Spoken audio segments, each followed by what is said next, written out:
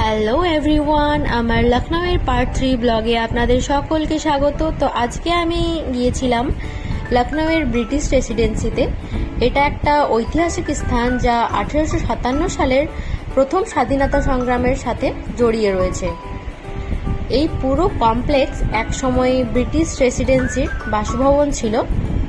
1857 সালের সিপাহী বিদ্রোহের সময় এখানে তীব্র যুদ্ধ হয়েছিল। এখনও দেওয়ালে গুলির দাগ দেখা যায়, যা ইতিহাসের সাক্ষী। আজ এখানে দাঁড়িয়ে মনে হয় কত ইতিহাস, কত কষ্ট আর সংগ্রামের গল্প লুকিয়ে আছে প্রতিটা ইটের ভাঁজে। এটা শুধুমাত্র একটা ভ্রমণ নয়, বরং ভারতীয় স্বাধীনতার ইতিহাসে জীবন্ত এক অধ্যায়।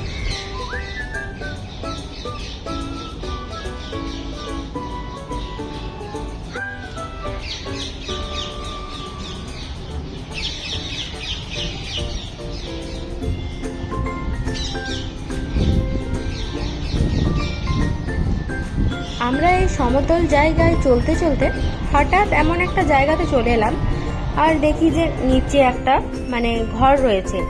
তো এই ব্যাপারটা ভীষণই ইন্টারেস্টিং ছিল, কারণ আমরা কোথাও চাপিনি যে কোনো ছাদে ছিলাম বা কোথাও ছিলাম, আমরা একদম নর্মাল জায়গাতে ছিলাম। তো হঠাৎ দেখি যে এই খালটা রয়েছে, নিচে একটা আন্ডারগ্রাউন্ড রুম টাইপের।